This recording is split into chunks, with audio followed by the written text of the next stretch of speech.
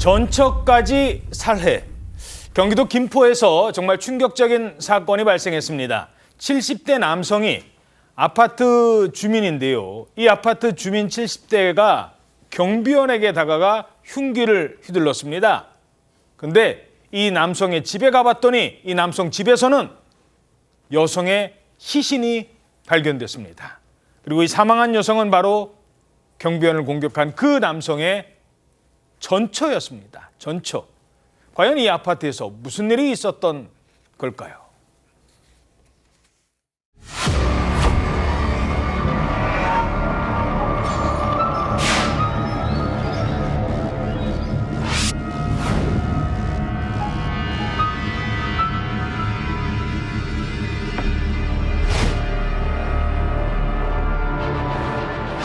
도망가지도 않아. 서서히 들어가더라고.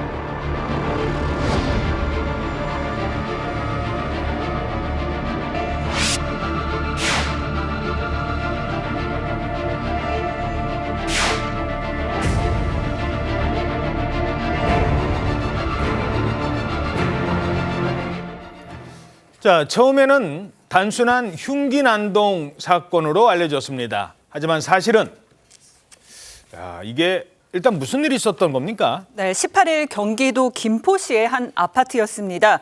영상이 준비가 돼 있는데요. 영상 속의 남성은 이 아파트에서 근무하는 60대 경비원입니다.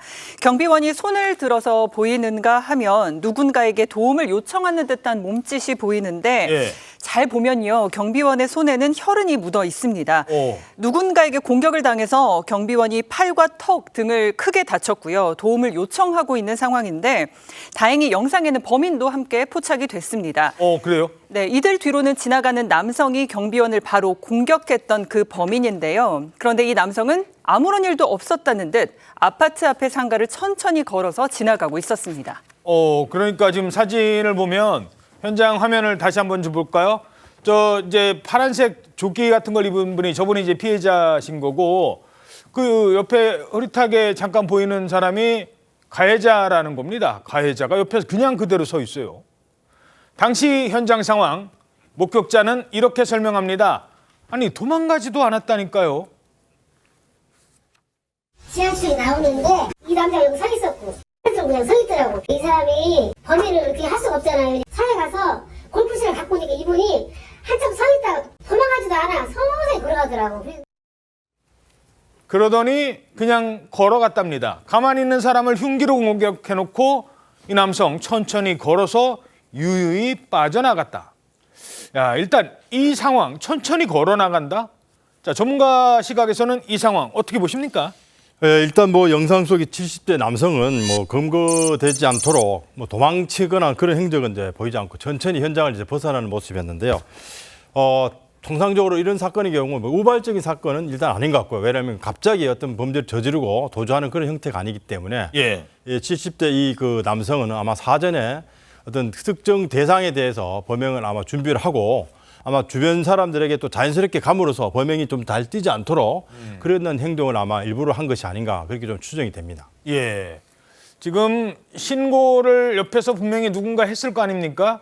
그래서 범인이 잡힙니다. 몇 시간 만에. 그런데 그 범인 검거에 성공을 했는데 알고 봤더니 정말 더 놀라운 사실이 그 전에 있었습니다. 그 전에 더 끔찍한 범행을 저질렀었다고요? 네, 이전에 이미 한 번 누군가를 살해했었는데 그 살해당한 사람이 바로 전처였다고 합니다. 전처? 그렇습니다. 경비원을 대상으로 범행 뒤에 도주한 70대 남성이 고양시 한 숙박업소에 몸을 숨겼지만 출동한 경찰에 의해서 검거가 됐고 이 경찰이 이 70대 남성의 집을 수색하는 과정에서 이 집안에서 이혼한 이 60대 전처가 흉기로 공격당해서 숨져 있는 것을 확인을 한 겁니다. 전처는 과거에 남성과 이혼을 한 상태이기는 했는데 오랫동안 동거를 계속하고 있었던 걸로 보이고 자녀들과는 따로 살고 있는 상태였다고 하는데요. 주사를 해봤더니 아내와 말다툼하다가 우발적으로 살인했다 이렇게 주장을 하고 있는 상황이라고 하는데 이렇게 전처를 살해한 뒤에 아무렇지도 않게 외출을 하고 그리고 다음 날 미리 흉기를 준비한 뒤 또 한 번의 범행을 경비실로 가서 저지르게 된 겁니다. 그러니까 연쇄적으로 지금 흉기를 휘두르고 살인을 저지르고 아니 근데 왜 전처를 숨지게 하고 경비원을 이게 어떤 연관이 있는 건지 미리 준비를 한 건지 다 우발적인 건지 어떻게 보십니까? 현재까지 뭐 조사 과정에 나타난 일부 내용들 보면 뭐 사전에 좀 계획된 그런 정황들이 좀 알려지고 있습니다.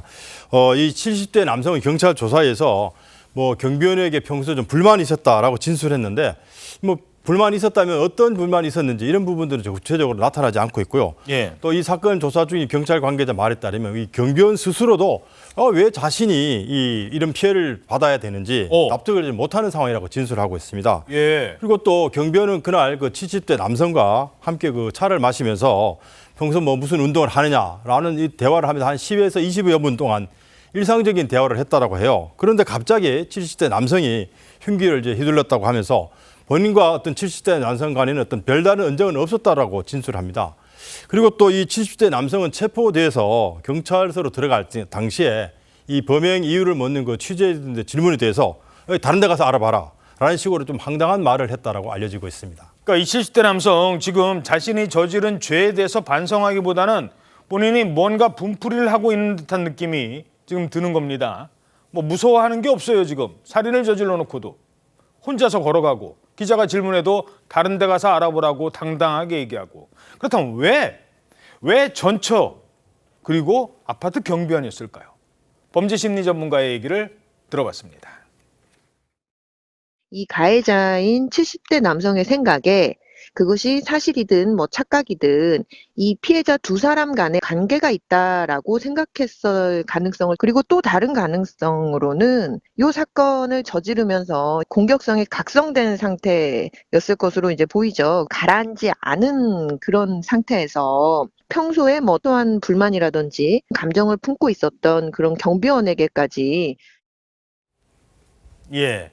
자, 경찰 수사가 지금 궁금한데 아직은 이게 진행 중이라는 점 미리 말씀드리고요. 어떻게 진행되고 있습니까? 이 70대 남성이 저지른 전처 살해 사건하고 경비원 살해 미수 사건 사이에 서로 연관성이 있는지 이걸 이제 경찰이 앞으로 조사할 예정이고, 그와 관련해서 경찰이 이 70대 남성과 전처가 다툰 이유는 개인 가정사여서 밝힐 수 없다라고 하고 있고요. 그런데 피해자인 경비원이 평소 70대 남성을 몇 번 본 적이 있다라고 하면서 사망한 그의 전처는 전혀 모른다라고 이야기하고 있는 상황입니다. 그러니까 전혀 모르는 사람 사이인데 남편으로부터 똑같이 공격을 받았다는 거군요. 그렇습니다. 전혀 모르는 사이라고 하고 있고 그 진실에 대해서는 경찰이 조사할 예정입니다. 예.